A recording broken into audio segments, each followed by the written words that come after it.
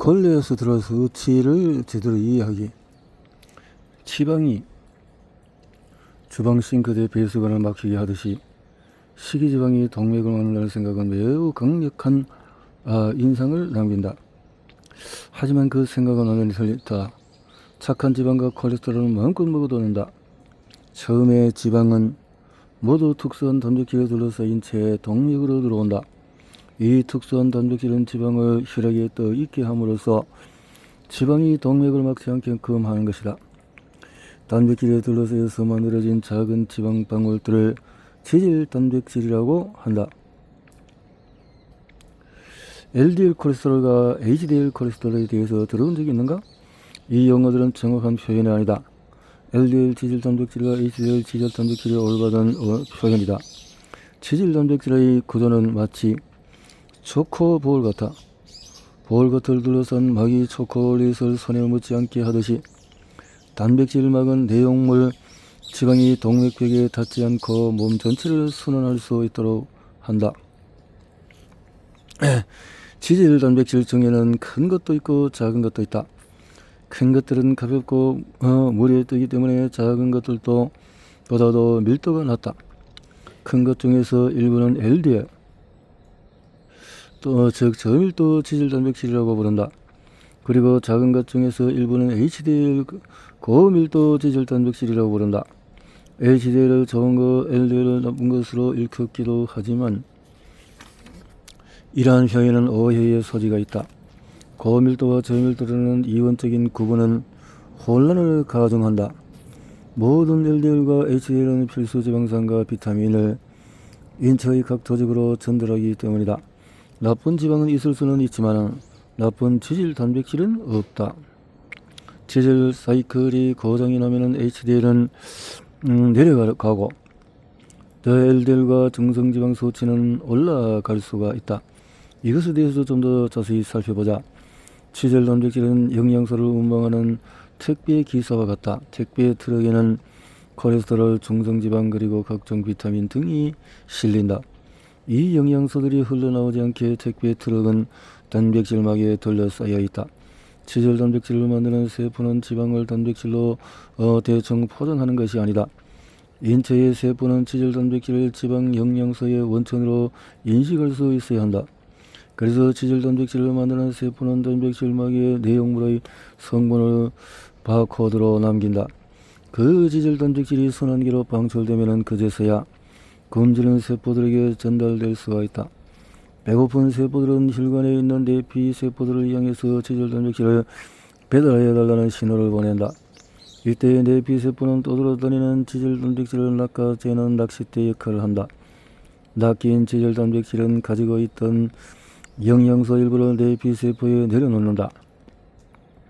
쉽게 말해서 세포들은 내피 세포에게 택배를 받아달라고 요청하는 것이다.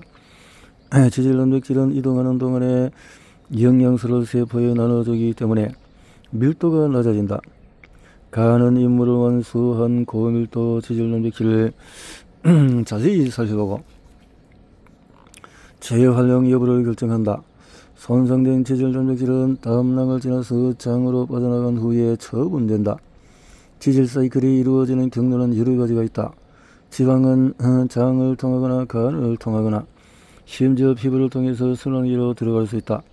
입구는 여러 개가 존재하며 뇌도 하나의 입구가 될 수가 있다. 간은 환승역과 같다.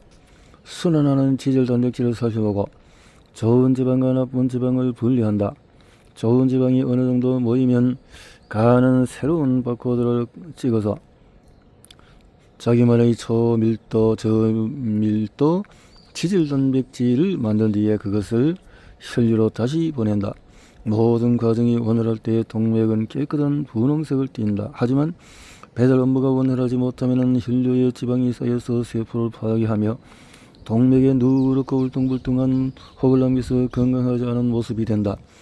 지방 운송 시스템은 놀랍고도 복잡하다. 그렇다면 우리는 콜레스테롤 수치를 어떻게 해석하면 좋을까? 우리가 중요하게 생각하는 콜레스테롤 수치는 일반적으로 네 가지다. 좋은 콜레스테롤, LDL, HDL, 정성지방이다. 이 중에서 필자가 가장 정밀하게 생각하는 수치는 중성지방과 HDL이다. HDL 수치는 남성의 경우에 45 이상, 여성의 경우는 50 이상이어야 한다. LDL 수치는 HDL 수치의 3배 이내가 적절하며, 그러니까 LDL 수치는 HDL 수치의 3배 이내가 적절하며, 동시에 중성지방 수치를 150 미만으로 유지하는 것이 좋다. 이 경우는 지방 사이클, 지질, 단백질, 식단 등이 건강하다는 의미이다.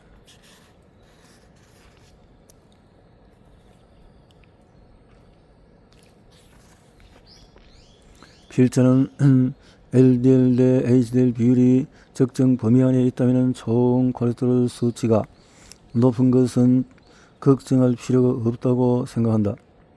반면에 중성지방 수치가 150 이상이거나 HDL 수치가 40 미만이라면 지질 단백질 사이클이 무너졌을 가능성이 매우 높다.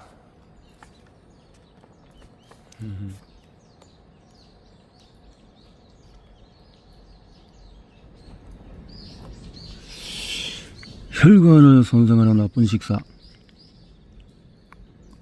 6살 소녀가 비행기를 타고 이혼한 엄마와 아빠의 집에 오고 가는 모습을 잠시 생각해보자. 어린 소녀는 자신의 이름과 부모의 주소, 연락처가 적힌 신분증 목걸이를 걸고 보호자 없이 여행하고 있다. 만약에 부모가 공항에 나와 있지 않다면 공항 직원이 목걸이를 보고 이 소녀가 누구인지, 어디에서 왔는지, 어디로 가야 하는지 파악할 수 있다. 그런데 목걸이가 훼손되어서 글자를 알아볼 수 없다면 목걸이는 무용지물이 된다. 결국 소녀는 길고 외로운 미아가 될 것이다. 치질 단백질도 마찬가지다. 라벨이 망개지면 길을 잃는다. 라벨이 지워진 치질 단백질은 세포들이 인식하지 못하고 냉기를 받게 된다. 부모를 잃은 아이처럼 치질 단백질은 목적 없이 떠다니다가 분해되고 동맥내벽에 쌓여서 문제를 일으키게 된다. 그럼 치질 단백질의 목걸이 라벨을 훼손하는 것은 뭘까? 가장 유력한 요인은 바로 당이다. 당은 당화 반응에 의해서 여기저기 들러붙는다. 시간이 지나면서 세포막을 뻣뻣하게 해서 당뇨병 증상을 일으키고 혈당 수치를 꾸준히 올린다. 혈당 수치가 높아질 때마다 당은 치질 단백질의 목걸이 라벨을 훼손시킨다. 이것이 문제의 핵심이다. 1988년 프랑스 리옹 연구에서 학자들은 HDL 목걸이 라벨이 당과 결합하면 금방 떨어져 버린다는 사실을 발견했다. 혈액 내에서 단백질막이 벗겨져서 지방이 노출되는 것은 좋지 않은 현상이다. 당뇨병 환자들은 공통으로 HDL 수치가 낮다.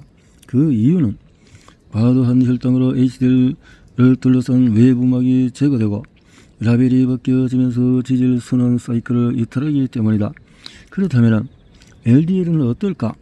1990년 과도한 당이 LDL에 미치는 영향을 조사한 실험이 있었다. 실험 결과 혈당이 높은 경우에 LDL 라벨에 문제가 생겼으며 정상세포가 LDL 라벨을 읽어내지 못했다. 결국 당화된 LDL은 오랜 시간 혈액 속을 떠돌아다녔다. 이로써 당뇨병 환자의 LDL 수치가 높은 이유를 설명할 수 있다. 즉 배달 불능인 LDL 택배가 혈액 속에서 너무 많이 떠다니다가 쌓이기 시작하는 것이다. 당뇨병 환자는 중성지방 수치도 높다. 중성지방은 콜레스테롤과 마찬가지로 지질 단백질의 구성 성분이다. 중성지방도 어디선가 적재된 것이다. 원래 중성지방은 지질 단백질과 초저밀도 지질 단백질에 의해서 각 세포에 운반이 된다. 1990년 수행한 연구에서 이 운반 과정을 당이 방해한다는 사실을 발견했다. 혈당 수치가 높을 경우에 과도한 당은 지질 단백질막을 갈갈이 찢어버리거나 없애버릴 수도 있다. 당은 세포로 전달하는 식량을 약탈하고 있는 셈이다. 그래서 당뇨병을 앓는 사람들은 세포가 정상적으로 영양분을 전달하지 못해서 항상 배고픔을 느낀다. 지방과 영양소 운반 시스템은 완벽한 호흡을 이뤄야 유지될 수가 있다. 이 시스템을 위협하는 최대의 마피아는 당이다. 이 시스템을 망쳐버리거나 고장내거나 혼란을 만들어낸다. 시스템이 오작동하면 세포에 전달해야 할 택배 물품은 엉뚱한 곳으로 배달될 수 있으며 심지어 물품을 분실할 수도 있다. 만약에 택배업체가 젖병 수천 개를 분실했다면 굳이 국가적인 위험이 되지는 않을 것이다. 하지만 고농도 우라늄 몇 킬로그램을 분실했다면 문제가 걷잡을 수 없이 커진다. 이러한 상황은 우리 몸을 근본적으로 위협할 수 있다. 체내에서 저질물끼리 운반할 수 있는 가장 위험한 물질이 바로 산화된 메가트랜스 지방이다. 메가트랜스 지방이 동맥 안에 쏟아지면 인체는 폭발물 처리반을 긴급 투입해야 한다. 당뇨병 환자들의 경우에는 너무나 많은 폭발물 설치 신고가 들어와 처리 요원들이 감당할 수 없게 된다. 나쁜 지방을 오랜 시간 섭취하면 폭발물 처리 요원들은 결국 업무를 포기하게 된다. 그러면 동맥은 활성산소 연쇄 반응에 의해서 상처를 입고 말 그대로 튀김이 되어 버린다. 당과 씨앗 기름은 마피아처럼 행동한다. 당은 지질단백질의 택배를 강제로 동맥 안에 쏟아부어서 운송 시스템을 혼란에 빠지게 한다. 씨앗 기름은 고속도로와 같은 동맥의 독성이 악효와 같은 물질로 코팅이 된다. 또 동맥 안은 교통사고가 빈번하게 발생하며 정상적인 택배 운반이 마비된다. 정상적인 것이 마비가 된다. 당신은 유전자 실험의 대상이 아니다. 나쁜 지방이 동맥을 손상한다고 해서 바로 심근경색과 뇌졸중이 발병하는 것은 아니다. 씨앗 기름을 계속 먹으면 지질단백질은 쓸모없는 잔해가 되어서 버리고 순환기 도로는 쓰레기로 가득 차게 된다. 메가트랜스 지방으로 인해서 손상은 거리에 조용히 나뒹구는 쓰레기처럼 간단한 문제가 아니다. 마피아가 활성산소는 기관총을 무차별 난사하는 것과 다르지 않다. 무차별적인 총격과 폭발은 세포막을 가차없이 불태운다. 혈액 내막은 걸리게 되고 파괴된다. 활성산소는 앞뒤 가리지 않고 동맥을 튀겨버린다. 이러한 폭력 사태가 계속되면 혈관의 표면은 튀긴 닭처럼 사연처럼 변한다. 혈관의 상태를 맨눈으로도 확인할 수도 있다. 혈관, 건강한 심장과 프렌치아 심장이다 했는데요. 관상경매에 활성산소를 파괴된 세포가 쭈글쭈글하게 되어버리네. 그래서 혈관이 바싹한 상태가 되면 세포를 등하는 콜라겐이 약화되고 동맥벽에 쉽게 상처가 난다. 혈액과 콜라겐이 직접 접촉하게 되면 혈전이 되어 동맥을 막아버리고 만다. 이러한 사태를 심근경색과 뇌졸중이라고 부른다. 혈전으로 동맥이 두꺼워지면 혈관 조형술로 관찰할 수 있다. 이때 심장병 전문의는 좁아진 혈관 사진을 손가락으로 가리키며 다음과 같이 말할 것이다. 당신은 지금 시한폭탄을 안고 있습니다. 혈관 우회술이나 스텐트 삽입 일정을 잡으세요. 그러나 진짜 문제는 두꺼운 혈전이 아니다. 혈관 조형술로 식별할 수 있을 정도로 동맥의 브라크가 두껍다면 몸의 혈관 전체가 손상되었음이 분명하다. 필자의 환자라면 다음과 같이 말할 것이다.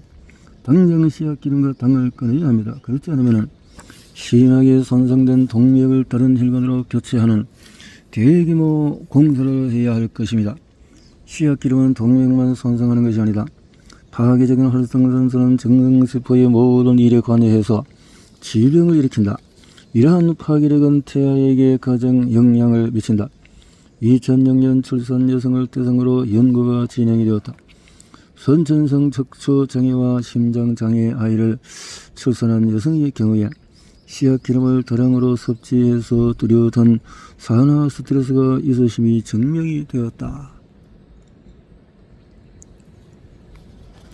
2007년 발표된 세포 유전자 논문에서 산화 스트레스가 어떻게 애 호르몬 생성과 반응을 결혼할 수 있는지 밝혔다. 임신 중에서 씨앗기름을 섭취한 여성의 아이는 온갖 종류의 성장 기형과 질환에 시달릴 위험이 크다고 주장했다. 만약에 임신 중이거나 임신을 계획하고 있다면 씨앗기름을 미련 없이 주방에서 당장 퇴출해야 한다.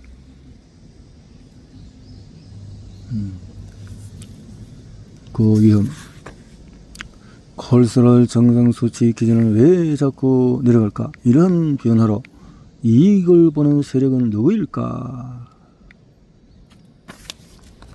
있네요.